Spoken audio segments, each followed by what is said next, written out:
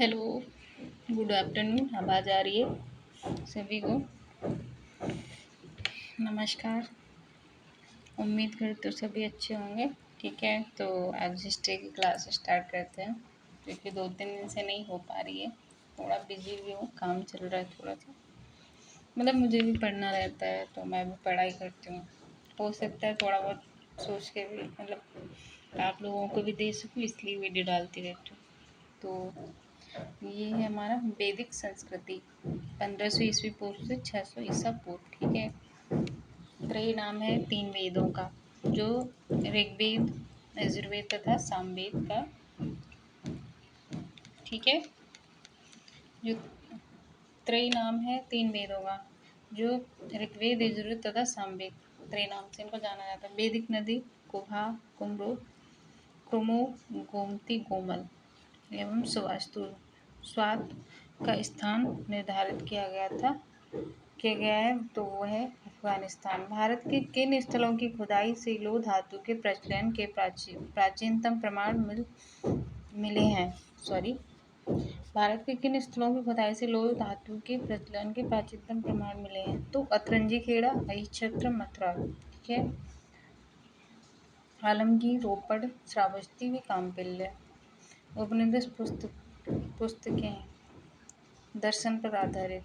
प्राचीन शहर तक्षशिला किन नदियों के बीच है? मध्य स्थित है। मतलब प्राचीन शहर जो तक्षशिला है किन नदियों में स्थित है? तो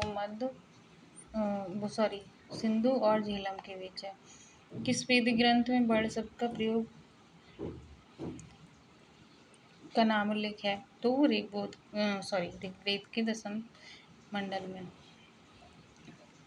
ऋग्वेद के दसवें मंडल में, दसम संस्कृत में लिखा है। ठीक है, संस्कारों की संख्या है तो 16।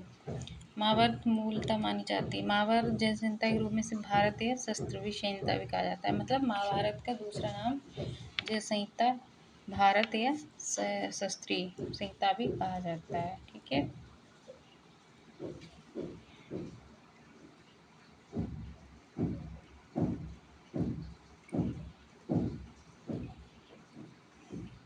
दिखना भी चाहिए। पहले यहाँ से देखते हैं। ऋग्वेदिक आर्यों में पंचयन थे।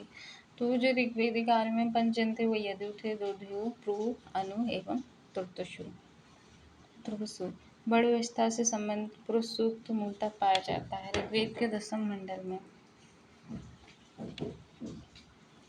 वेद, उपवेद, पुरोहित एवं उनके विषय एक दृष्टि में। चलो इनको भी पढ़ लेते हैं। ऋग्वेद जिसका उपवेद है वो है आयुर्वेद, और पुरोहित होता है विषय स्रोत एवं प्रार्थनाएं। यजुर्वेद, धनुर्वेद, इसका आयुर्वेद का हो जाएगा धनुर्वेद उपवेद। तो पुरोहित का और विषय हो जाएगा स्रोत एवं कर्मकांड।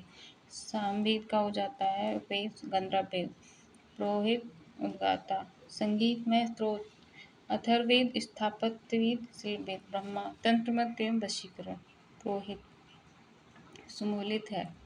ब्रीही चावल, मुदक, मूंग होता है, या जौ बोलते थे, इच्छु, गन्ना। ये संस्कृत के शब्द है। तत्सम मतलब वैदिक साहित्य का सही क्रम। वैदिक संहिताएं ब्राह्मण, आरण्यक, उपनिषद। ठीक है, धर्म तथा रीत भारत की प्राचीन वैदिक सभ्यता के एक केंद्रीय विचार को चित्रित करते हैं। तो अलग कर सकते हैं इसमें। धर्म व्यक्ति की दायित्व एवं स्वयं तथा दूसरों के प्रति व्यक्तिगत कर्तव्यों की संकल्पना था। ऋतु मूलतः नैतिक विधान था, जो सृष्टि और उसमें अंतर्निहित सारे तत्वों के क्रियाकलाप संचालित करता है। वैदिक देवताओं का पुरोहित किस, वैसे ये इम्पोर्टेंट नहीं है, ये वाला ज़्यादा इम्पोर्टेंट। वैदिक देवताओं का पुरोहित किसे माना जाता? तो वैदिक देवताओं का जो पुरोहित होता था उसको बृहस्पति को माना जाता। अस राजा राजा और राज संबंधित है। मतलब अश्वपति के कई, जनक, विदेह, प्रवाहण, जावली, पांचाल के थे, अजातशत्रु काशी का था। आरंभिक वैदिक साहित्य में सर्वाधिक वर्णित सिंधु नदी आर्थिक महत्व के कारण इसे हिरण्यनी कहा जाता है। अगर इसका दूसरा नाम पूछ लेता है तो जो आर्थिक महत्व के कारण इसे हिरण्यनी भी कहा जाता है। ठीक है, सिंधु नदी का दूसरा नाम हिरण्यनी भी है। आरंभिक साहित्य सर्वाधिक वर्णित तो सिंधु नदी। किस एक वैदिक साहित्य में मोक्ष की चर्चा मिलती है? श्वेतांबर उपनिषद में। अंतःकरण चातुष्ट क्या है? लोभ, क्रोध, मोह एवं अहंकार। क्लास की संस्कृति में आर्य शब्द का अर्थ है एक उत्तम व्यक्ति। क्लास की जो संस्कृति है उसमें आर्य शब्द का एक अर्थ है एक उत्तम व्यक्ति। भूगज कोई एशिया माइनर स्थित 24 शताब्दी ईस्वी का अभिलेख महत्वपूर्ण है। प्राप्त अभिलेखों में वैदिक देवी एवं देवताओं का नाम उल्लेख के कारण। कौन सा अभिलेख ईरान से भारत में आर्यों के आने की सूचना देता है? तो भोगज कोई है। किस ग्रंथ में पुरुष मेघ का उल्लेख मिलता है? तो शतपथ ब्राह्मण में। ठीक है। किस वेद का संकलन ऋग्वेद पर आधारित है? तो ऋग्वेद का जो संकलन ऋग्वेद पर आधारित है वो सामवेद का है। आर्यों के आदिदेशियों के बारे में लिखा है हमारे जो बाल गंगाधर तिलक जी हैं उन्होंने। ठीक है, उन्होंने लिखा है।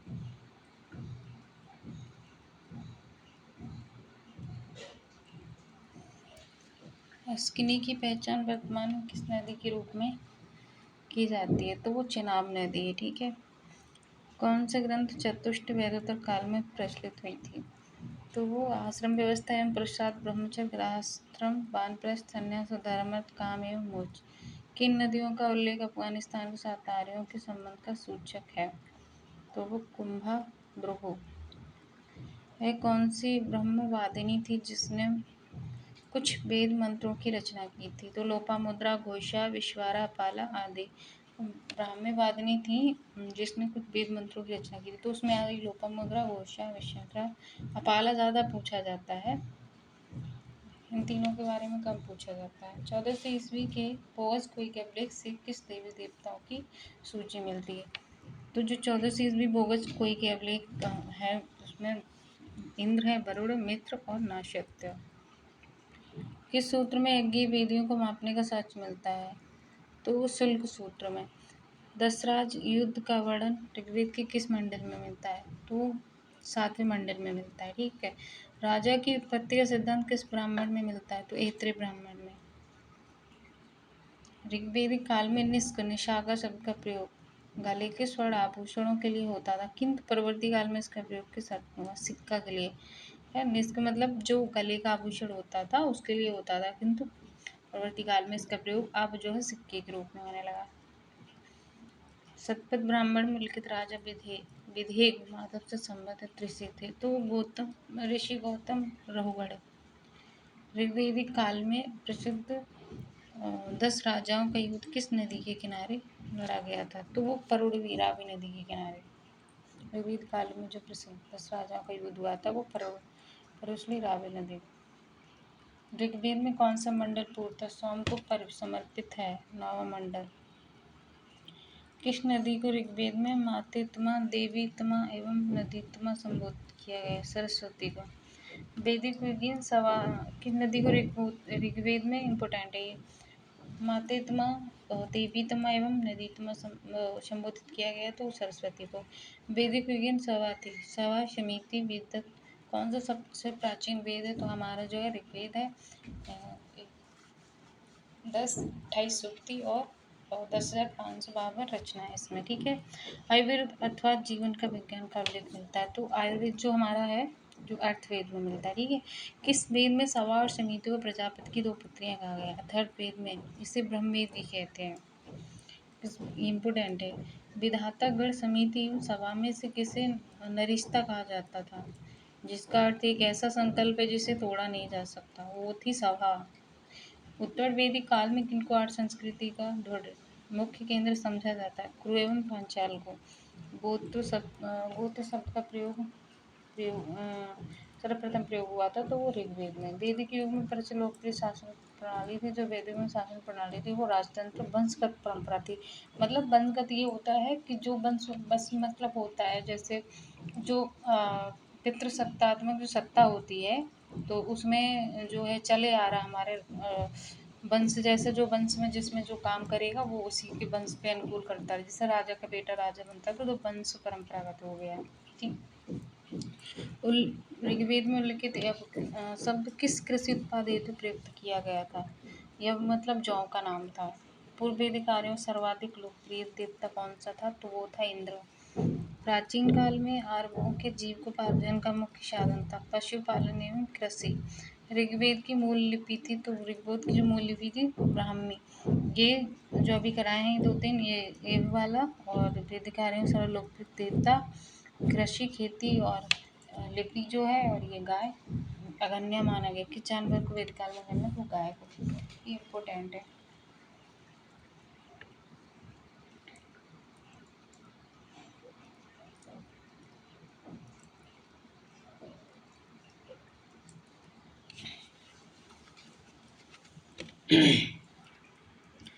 अवेस्ता और ऋग्वेद में समानता। अवेस्ता किस क्षेत्र से संबंधित है? ईरान से।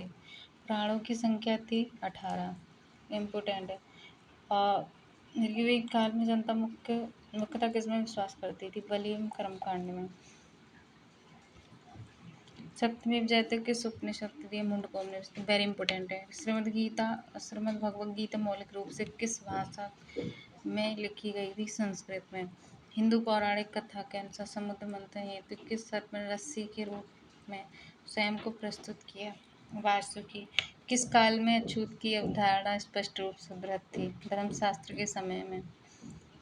सर्वाधिक वैदिक सूक्त समर्पित है इंद्र को। गायत्री मंत्र किस पुस्तक में मिलता है? ऋग्वेद के तीसरे मंडल में। 800 से 600 ईस्वी का काल किस युग में जुड़ा है? ब्राह्मण युग से। ये गायत्री मंत्र जो है और एक वैदिक सूक्ति ब्रह्म समर्पित है, तो इंद्र को ये इम्पोर्टेंट है सारे। महाभारत के अनुसार उत्तरी पांचाल की राजधानी थी नक्षत्र। जीव को पार्जन हेतु वेद वेदांग पढ़ाने वाला अध्यापक कहलाता था उपाध्याय। चारों वेदों में किस एक में जादुई माया और वशीकरण का? तो जादू तो ना तंत्र मंत्र जो होते हैं ना, उसमें वशीकरण जो मिलता है वो हमारे अर्थवेद में मिलता है। किस देवता के लिए ऋग्वेद में पुरंदर शब्द का? तो पुरंदर शब्द का जो प्रयोग किया गया है इंद्र को किया गया है। वेरी इंपॉर्टेंट है। सूर्य सूत्र किस विषय से संबंधित पुस्तक है? ज्यामिति से। अस्तोमा सदग में कहाँ से लिए गए? बृहदारण्यक उपनिषद। कर्म का सिद्धांत संबंधित है मीमांसा से। इम्पोर्टेंट है। चरक संहिता नाम पुस्तक किस विषय से संबंधित है? वो चिकित्सा है। ये वो उनका है, चरक का ही है ये। सांख्य, योग, न्याय, वैशेषिक, मीमांसा, वेदांत, इन 6 भिन्न दर्शनों को स्पष्ट रूप से अभिव्यक्ति हुई थी वैदिक युग में। ठीक है। भारतीय दर्शन की आरंभिक विचारधारा है सांख्य। वह कौन सी दस्तकारी थी जो आर्यों द्वारा व्यापार में नहीं लाई गई थी? तो लोहारगिरी। प्रथम बार मोज की चर्चा कहाँ प्राप्त होती है? श्वेताश्वर उपनिषद में। सांख्य दर्शन कपिल प्राचीनतम दर्शन। योग दर्शन से हमारे सांख्य दर्शन से कपिल, योग दर्शन से पतंजलि जो एक सूत्र है, और न्याय दर्शन से गौतम। ये तो सभी में पूछा जाता है। ये इसको पढ़ेंगे ना तो यूजीसी नेट में फर्स्ट पेपर में पूछ लेता है।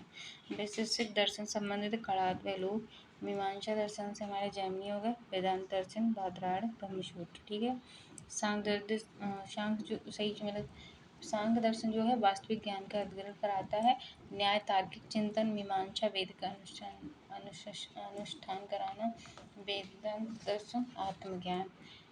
वैदिक काल में कबीलों को कहा जाता जन या बेस। इम्पोर्टेंट।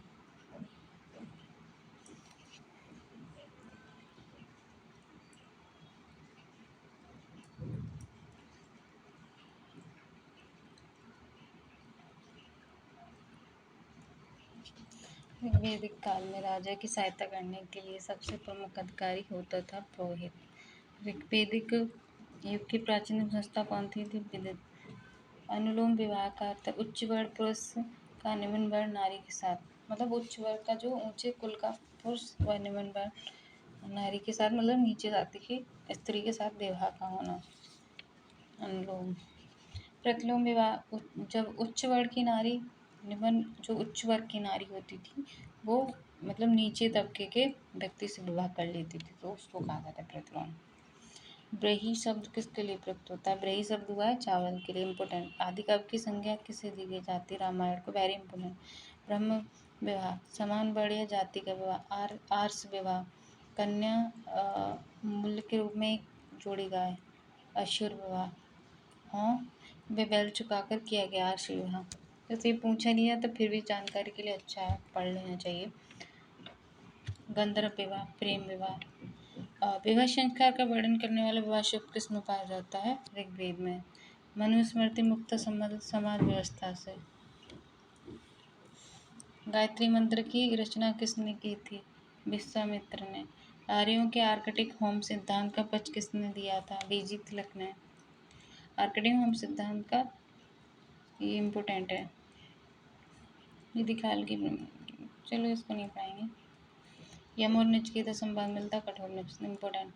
याज्ञवल्क्य के गार्गी संवाद का उल्लेख मिलता है बृहदारण्यक उपनिषद में। पुनर्जन्म सिद्धांत का पहला स्पष्ट उल्लेख मिलता है शतपथ ब्राह्मण में। सर्वप्रथम किस उपनिषद में पुनर्जन्म के सिद्धांत की प्रणालीगत व्याख्या की गई है?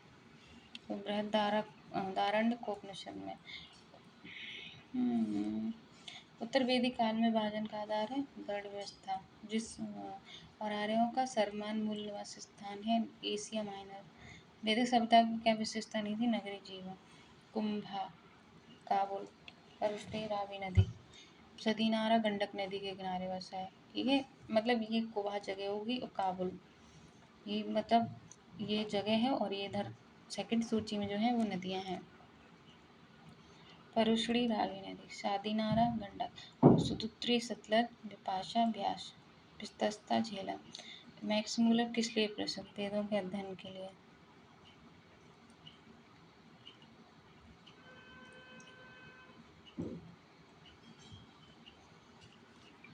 आप लोग कमेंट करके बता सकते हैं, क्योंकि हम अब टॉपिक वाइज चल रहे हैं। ये शॉर्ट वन लाइनर क्वेश्चन है, और जो है ये मतलब उस परीक्षा वाणी की है, काफ़ी हेल्पफुल है, बहुत अच्छी है। किसी भी कॉम्पिटिटिव एग्जाम में ये मतलब अगर आप नोट भी करते जाएंगे ना तो अच्छा रहेगा थोड़ा। बहुत अच्छी है बुक, क्योंकि हम हिस्ट्री चल रहे हैं अभी, और टॉपिक वाइज ही चलते जाएंगे और कराते चले जाएंगे। ठीक है, ये मत सोचना कि छोटी क्लास आ रही है इससे कुछ नहीं होगा, क्योंकि छोटे छोटे से ही एक एक बूंद, कहते हैं ना, एक एक बूंद से घड़ा भरता है। क्लास करते जाइएगा, जो भी अगर कमेंट और शेयर भी करते जाना, और अगर जो भी मतलब अगले टॉपिक से अलग से मंगानी हो तो हम उस टॉपिक पे भी लाने की कोशिश करेंगे वीडियो। वैदिक काल में भाग तथा बलि एवं शुल्क क्या थे? राजस्व के साधन। ऋग्वेद में कितने मंडल हैं? तो 10 मंडल हैं। ऋग्वेद में सबसे पवित्र नदी माना गया है तो सरस्वती, वेरी इंपॉर्टेंट। सबसे नया वेद कौन सा है? तो अर्थवेद। सर्वप्रथम चारों आश्रमों का उल्लेख कहाँ प्राप्त होता है? ज्वाल उपनिषद में। उपनिषदों को अन्य किस नाम से जाना जाता है? जो उपनिषद के अन्य नाम है वो वेदांत के नाम से जाना जाता है। वेदांगों की संख्या 6 है। वेदांगों की संख्या जो है हमारी 6 है। तो शिक्षा, छंद, व्याकरण, निरुक्त, कल्प, ज्योतिष। संहिताएं, स्मृतियां, आरण्यक एवं उपनिषद में कौन से वैदिक साहित्य में सम्मिलित नहीं है? तो वो स्मृतियां। संहिता, स्मृति, आरण्यक एवं उपनिषद में कौन से वैदिक साहित्य में सम्मिलित नहीं है? ओ सॉरी, रिपीटेड क्वेश्चन बुक से ही। व्याकरण की सर्वप्रथम रचित पुस्तक है वो अष्टाध्यायी। इसके लेखक जो है वो प्राणनी है। ठीक है, इम्पोर्टेंट है। वैदिक आर्यों का मुख्य भोजन जो हुआ करता था वो दूध और उत्पाद, दूध और उसके दूध से जो बने होते थे उत्पाद, वो मतलब खाने भी नहीं, जैसे दूध, दही, मठा।